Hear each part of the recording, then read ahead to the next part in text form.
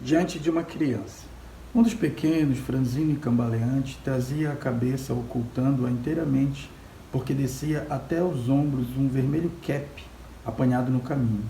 O cap, largo e grande demais, oscilava grotescamente a cada passo, sobre o busto esmirrado que ele encobria por um terço. E alguns espectadores tiveram a coragem singular de rir. A criança alçou o rosto, procurando vê-los. Os risos extinguiram-se. A boca era uma chaga aberta de um lado a outro por um tiro. As mulheres eram, na maioria, repugnantes, fisionomias ríspidas, de olhos zangados e maus. Deslocava-se, porém, uma. A miséria escavara-lhe a face, sem destruir a mocidade. Uma beleza olímpica ressurgia na moldura firme de um perfil judaico, perturbado, embora os traços impecáveis, pela angulosidade dos ossos apontando duramente no rosto emagrecido e pálido. Aclarada, de olhos grandes e negros, cheios de tristeza soberana e profunda.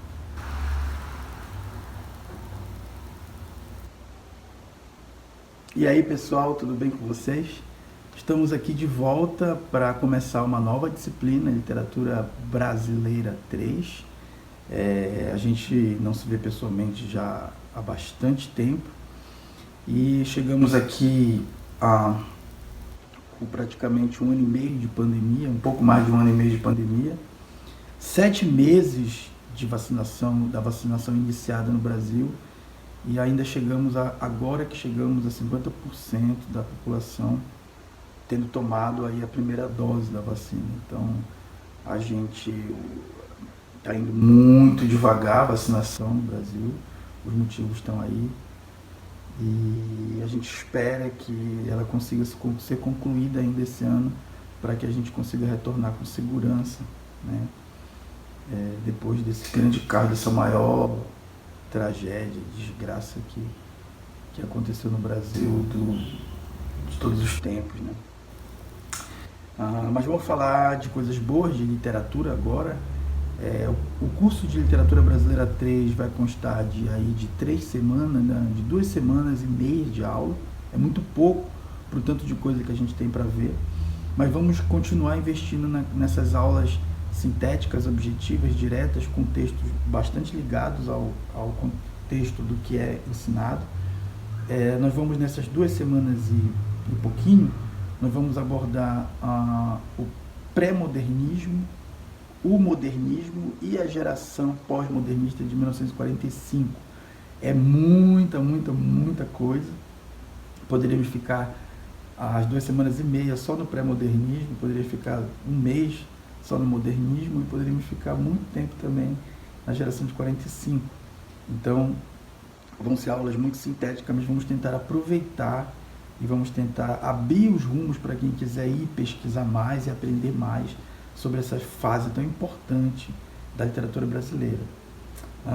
Mas eu preciso começar aqui. Hoje é o dia que eu estou gravando essa aula ao mesmo tempo que eu estou fazendo o almoço, até para dar um pouco o exemplo de que muita gente tem reclamado, e com razão, de que as aulas virtuais, as aulas em tempo de pandemia gravadas, ou as aulas no Meet, etc., se tornam ainda mais difíceis porque educação é contato, né? Educação precisa de contato. Se torna difícil por isso, mas se torna difícil também porque a gente está em casa, tem que cuidar das coisas, dos filhos, das crias, da roça, do trabalho, fazer comida, etc. E como conseguir conciliar tudo isso? Então, é difícil para vocês, é difícil para a gente também como professor. Então hoje eu estou gravando essa aula e fazendo o almoço ao mesmo tempo. Vamos ver se dá certo, e se a aula fica boa e o almoço fica gostoso. E vocês podem fazer a mesma coisa, tentando assistir as aulas. Vão ser sempre curtas, como sempre, tentando assistir as aulas entre fazer o almoço e cuidar da casa, e cuidar do trabalho, e etc. E etc. Baixar as aulas para assistir offline quando não tiver internet.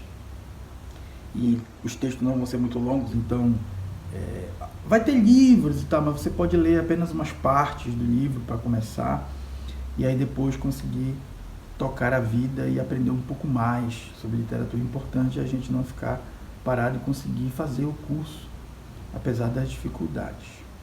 Então, para começar a falar do pré-modernismo, que vem, a fase que é a virada do século XIX para o século XX, os anos do século XIX e os 10 primeiros, 20 primeiros anos do século XX, para falar sobre esse momento, sobre a literatura, os autores e as obras pertinentes dessa época, eu preciso começar falando do contexto histórico. Vocês vão ver, devem ver nas aulas de história,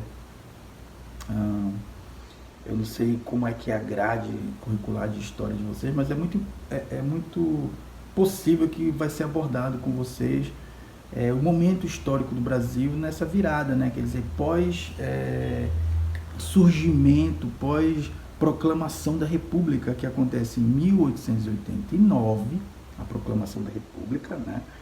Então, depois da proclamação, já antes da proclamação, muita coisa vinha mudando, tanto que houve a proclamação da República, né? E com esse acontecimento, as transformações se acentuaram, né? O que era o Brasil nesse momento? Era um lugar onde se começava a deixar o campo e a criar, e aí para a cidade, a urbanização vinha com tudo, né? E as fábricas, o emprego, o patrão, tudo isso não existia antes, né?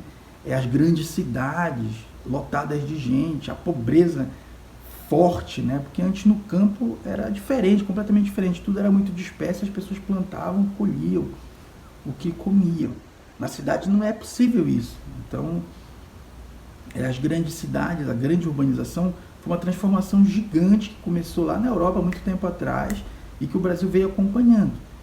Também vem aí a ciência, né? A ciência é uma peça fundamental. Nessa aula eu não vou falar ainda sobre o realismo naturalismo, sobre o simbolismo, sobre o parnasianismo, que se mesclam compondo esse pré-modernismo. Não.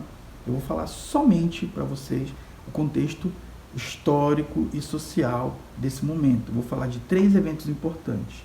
Os três eventos importantes têm tudo a ver com agora, com 1920, com 2021, de onde eu tirei 1921. 1921 é o ano anterior à Semana de Arte Moderna, que foi 1922, que vai marcar o começo do modernismo, que a gente vai falar só lá na outra semana. Mas vocês vão ver que esses 3 eventos históricos que aconteceram lá no passado, no começo do século XX, tem tudo a ver com os eventos históricos que têm ocorrido aqui no começo do século XXI, 100 anos depois, mais ou menos 100 anos depois. E esses 3 eventos importantes para a gente entender os porquês da literatura e dos autores da literatura no Brasil, no pré-modernismo, eles são a Revolta das Vacinas, que acontece ali bem no comecinho do século XX. O segundo evento importante é a Grande Greve de 1917, a Grande Greve, e a revolta, a Guerra de Canudos. Revolta não, foi uma guerra que começou com uma revolta. A Guerra de Canudos, que teve um líder espiritual, um líder evangélico, um monarquista ainda, mesmo depois da proclamação da República, Antônio Conselheiro, que liderou esse povo que resistiu duramente, deu várias surras no recém-celebrado Exército Brasileiro, tomou várias surras desse povo muito pobre, muito humilde, até que dizimou com muitas armas, com muita covardia, com muitos soldados, com gigantescos canhões, dizimou Canudos. Então, esses três acontecimentos são muito importantes para a gente entender em que Brasil se vivia, em que Brasil nasce esse pré-modernismo. Por quê? Por que essa agitação? Por que essa confusão de mistura de escolas num momento? O pré-modernismo não é uma escola, ele é um momento na vida brasileira em que muitas transformações acontecem e a literatura acompanha essas transformações, porque a literatura eu já falei para vocês em outras aulas, em outros momentos, ela é nada mais do que a expressão, é por meio da arte, a expressão da vida de um povo. Né? É cultura, é a cultura que se produz numa época.